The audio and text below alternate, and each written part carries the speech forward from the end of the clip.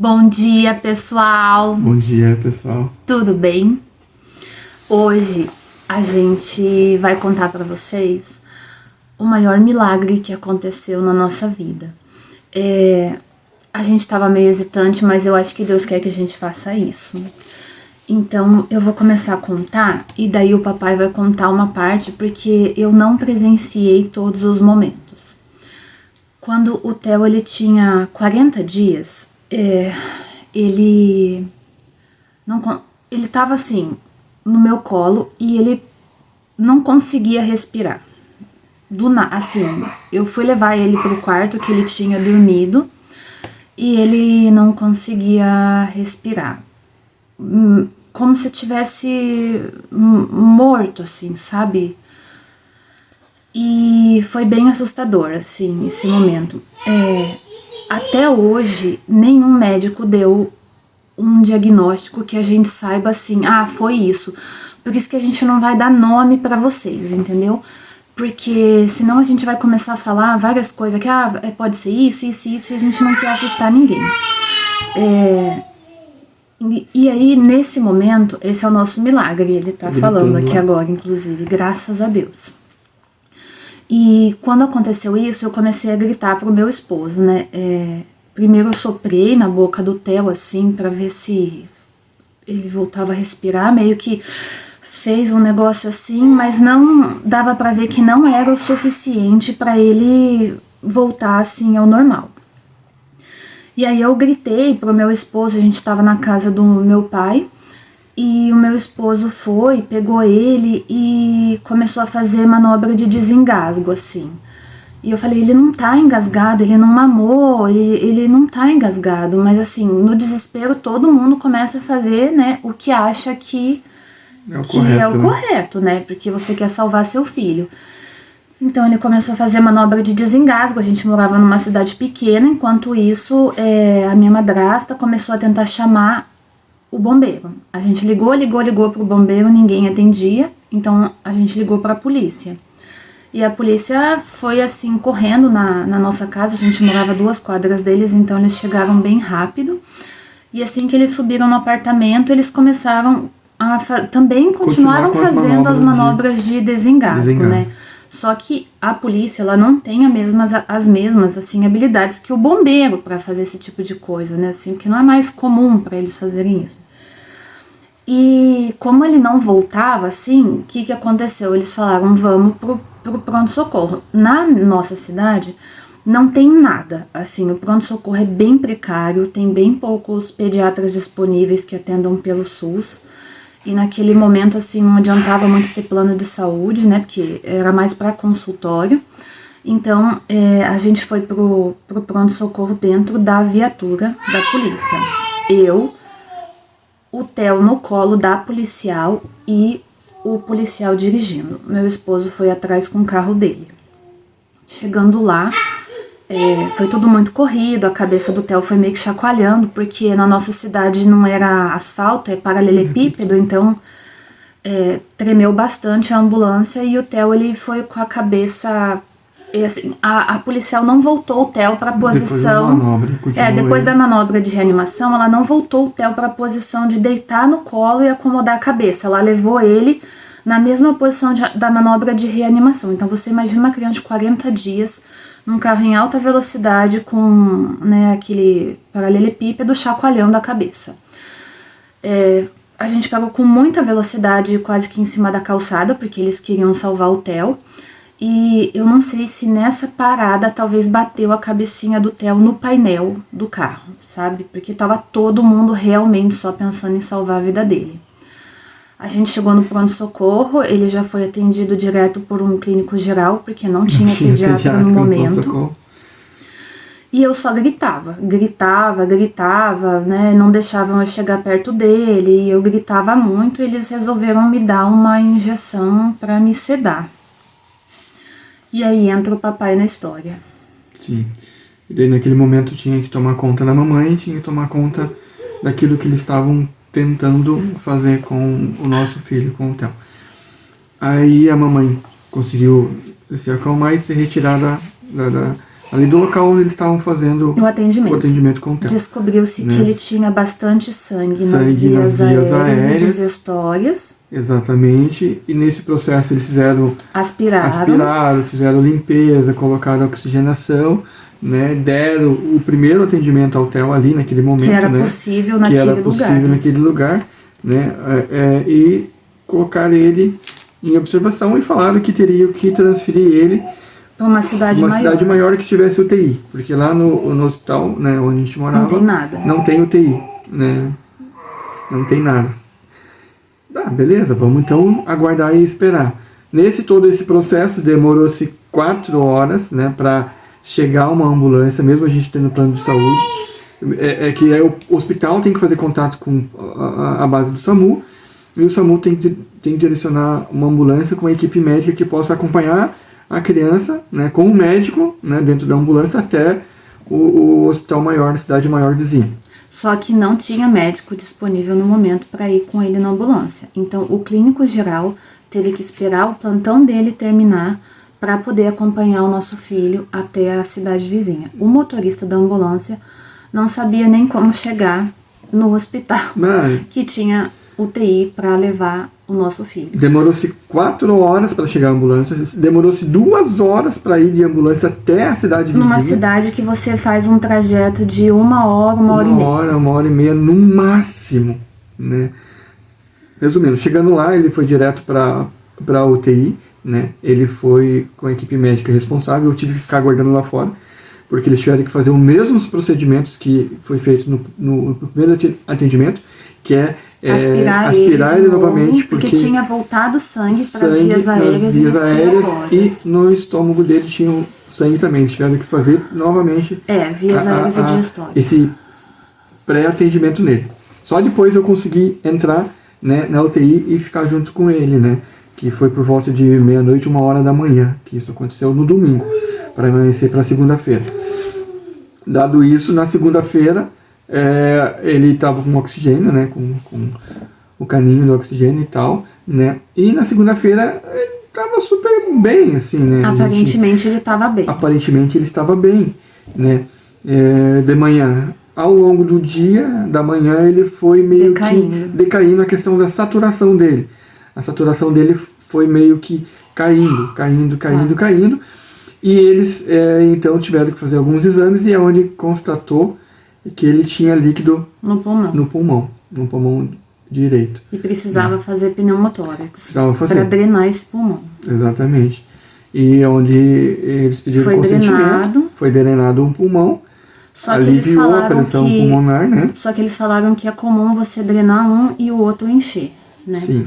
E aí encheu o outro, né? Quando chegou próximo ao meio-dia, né, da segunda-feira de manhã, o médico falou, olha, pai, vamos ter que fazer o pneumotórax no lado esquerdo agora. Só que, como a saturação dele está muito baixa, ele não vai aguentar. Vamos ter que sedar e entubar ele para ele poder fazer essa pneumotórax, né? E tem um risco, né? Com certeza. Porque ele seria entubado, né? Seria entubado. E foi feito o procedimento, eu autorizei o procedimento, porque não tinha o que fazer naquele momento, teria que aliviar essa pressão. Foi feito o procedimento e tal. E durante o procedimento, a saturação dele baixou demais. Baixou muito e convulsionou. Aí ele começou a convulsionar. Nesse de convulsionar, né, eles tiveram que dar remédios, né, para a convulsão, mas não sabiam de onde vinha, né, a convulsão dele. E não sabiam, né, de onde vinha. Correu praticamente tudo bem, terminou ali o pneumotórax e ele continuou entubado e continuou tendo convulsões meio que frequentes, sem saber de onde viria isso, né. E nisso, né, teve que ser investigado e ele começou a ter paradas respiratórias. Ele começou, quando ele voltou lá, né, para UTI, que isso foi feito na UTI, quando ele voltou eu pude entrar lá na UTI, ele começou a ter várias paradas respiratórias. Ele teve ali uma sequência ao todo, ao longo do dia, umas 10 paradas respiratórias e umas que teve que tirar a máquina do oxigênio e vir com ambu nele, né, para poder aumentar a oxigenação dele e reanimar. Então, ao longo do dia foram terríveis, foram mais de 10 paradas ao todo respiratórias. Algumas com mais de 1 minuto. Algumas com mais de 1 minuto. A equipe ele tentando elevar a saturação dele, né, num nível aceitável. E isso foi horrível ao longo do dia, né. Aí quando estabilizaram, eles tiveram que, lógico, vão ter que investigar de onde que vem toda essa convulsão, né. Resumindo, né, fizemos alguns exames e foi constatado que ele teve um edema cerebral. Um edeminha cerebral aqui atrás da cabeça. Não conseguiram rastrear. O que o pediatra dele falou para nós, assim, não o que atendeu ele no momento, o que acompanha ele até hoje. É uma pessoa de referência que foi chefe da UTI neonatal num hospital muito bom da cidade que a gente mora agora. Sim. E ele falou para nós que a baixa saturação pode causar edema cerebral. Então a gente acredita que foi isso que causou o edema cerebral nele, sabe? E aí o médico desenganou o Theo pro meu esposo. O chefe da UTI, né, um senhor já bem qualificado, com bastante referência, ele realmente falou, né, que provavelmente o Theo ia ficar com algumas sequelas, né, graves, neurológica ou física, né, porque tanta a convulsão e esse edema na cabeça poderia desempenhar algo mais ou ele sério, morreria, mais crítico, né? Ou ele ficaria um vegetal. Só que, no entanto, a gente não aceitou, né? Como a gente é cristão, a gente não aceitou esse diagnóstico do médico, né? E a gente buscou, né, oração, a gente temos conhecidos, temos pessoas ao nosso meio redor que também são cristãs, e a gente começou a pedir oração, e um foi pedindo pro outro, e foi criada uma corrente gigantesca de oração. Eu não sei quantas mil pessoas fizeram oração. Muita gente. Né? E o Theo, no segundo dia, ele foi evoluindo, né? Ele começou a melhorar. Começou a diminuir as crises de convulsão, porque mesmo ele entubado, ele ainda tinha crises de convulsão. Se ele tinha 5, 6 durante um dia, no outro dia tinha 2, no dia 3, até zerar toda a parte de convulsão dele, né? E reduzia a medicação, né? Que eram medicamentos fortes. Ele tomava 2 tipos de anticonvulsivos para controlar isso. E quando ele deu uma estabilizada, resolveram tirar a intubação dele, né? Sim. A sedação e a intubação. E foi tão bonitinho, porque o Odair fez um vídeo dele. Era para ele nem se movimentar, era para ele ter sequelas gravíssimas. Sim. E quando foi tirando a sedação, a perninha dele já começou a levantar. Foi a coisa mais linda do mundo. Ali ele foi forte, porque o Theo é forte. O Theo, ele é guerreiro, ele é feliz e ele não ia ceder. E Deus não deixou ele ir. Deus não ia deixar ele ir porque tem um propósito para a vida dele. Sim. E aí, ele voltou 100%. 100%. Ele chegou com 40 dias a usar fralda tamanho G, de tão inchado que ele ficou. Sim. Ele ficou muito mal. Muito inchado, muito soro, ele tomou muito soro. A medicação foi muito forte, né? Para o tamanho de uma criança de 40 tudo isso dias, que ele passou. Então, teve um momento lá que eu saí para ir no banheiro, falei com a enfermeira à noite, já depois, né, dele ter evoluído bem, né, no quadro dele, né, eu saí para ir no banheiro e voltei, na UTI ele já não estava no berço, olhei no berço assim, assustado, aí a enfermeira estava dentro do balcão, assim, na parte da UTI, assim, com o celular ligado.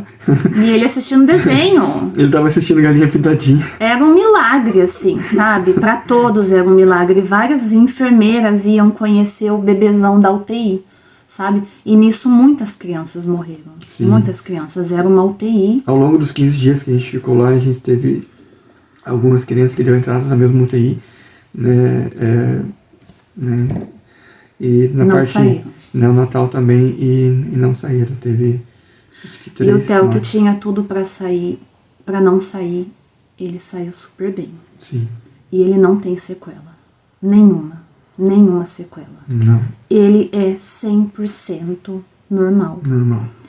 E algumas vezes, assim, depois a gente se mudou dessa cidade menor, porque Sim. a gente falou nunca mais, né? Vamos viver num lugar desse que Onde não tem suporte pra nada. Suporte básico, né? Que é um hospital. E não tem mesmo. Na verdade, piorou. E a gente se mudou para uma cidade maior. Mas enquanto a gente ainda tava lá, e o Theo adoecia de coisas normais, de crianças daí, sabe? A gente às vezes levava ele pro pronto-socorro dessa cidade, né, vizinha, e ninguém acreditava que aquele era o Theo que tinha sido atendido naquela UTI. Ninguém acreditava. A médica que acompanhou eu e ele lá na UTI, na maior parte dos tempos, né, ela tem que no ambulatório dentro do hospital, na emergência, né, e ela falou que esse é o Theo. Aquele menino que tava lá. Sim, esse é o Theo. É o Theo. Nem ela acreditava da recuperação dele. Ninguém. Não é possível. Falam pra nós. A neuro que passou a acompanhar o Theo depois até 1 ano de idade, que é uma neuro referência em Curitiba, muito, muito reconhecida, já é uma senhora que também cuidava da UTI neuropediatra do Pequeno Príncipe. Ela falou pra nós que tudo o que aconteceu foi um milagre, que tinha que acontecer daquele jeito, porque ele não estaria aqui se não tivesse sido feito tudo o que foi feito. Até as coisas, né, da polícia, as manobras que foram feitas, de alguma forma ajudaram ele, e ela falou que foi um milagre. Todas as vezes ela só atendia o Theo e falava glória a Deus e glória a Deus. Então, assim, gente, é muito importante a gente falar isso, porque Deus existe. Deus cumpriu o que ele queria na vida do Theo, e o Theo é um milagre. E uma coisa que eu queria deixar aqui pra vocês é assim, você que é pai, seja presente. Porque eu não estava presente em nenhum desses momentos que o Theo ficou na UTI. Eu não sabia o que estava acontecendo com o Theo. Eu fui medicada com medicamentos muito fortes, eu basicamente dormia. E o Odair passou por tudo isso sozinho, não sozinho. A minha família, o meu irmão e a minha cunhada foram fundamentais nesse momento, porque eles ajudaram a cuidar de mim. A madrinha do Theo foi muito importante nesse momento. E eles revezavam na UTI, às vezes, para poder descansar, porque era muito difícil, sabe? Quando o Theo acordou, assim, inclusive quem tava lá era a minha cunhada. E então eu digo assim, homens, pais, sejam presentes, sejam suportes, vocês que carregam a responsabilidade de manter esse lar em pé, vocês são cabeça. Sejam suporte, sejam apoio. A família precisa de vocês. E quando vocês estiverem passando por uma situação, que eu desejo que nunca aconteça algo assim, mas não importa a situação, ora, pede oração, creia em Deus e deixe Deus fazer a vontade dele. Eu lembro que eu só orava e falava assim, meu Deus, que seja feita a sua vontade, porque se for pro Theo ficar vivo, sofrendo, eu não sei se o Senhor quer isso para ele. Então, que seja feita a sua vontade. Se o Senhor quiser levar ele, leva. Se o Senhor quiser deixar ele, deixa. Mas que seja feita a sua vontade, não a nossa. E eu nem tenho como agradecer. Todos os dias eu falo pro Theo que ele é incrível, que ele é um herói. Ontem mesmo eu tava orando e falando assim, obrigada, filho, por não ter desistido, por ter sido forte, por ter sido teimoso, eu vou ficar aqui. E por Deus ter deixado ele aqui, porque ele é uma pessoa extremamente amorosa, querida, não tem maldade nenhuma. Quem conhece ele fala que ele é um amorzinho, um amor encarnado, assim.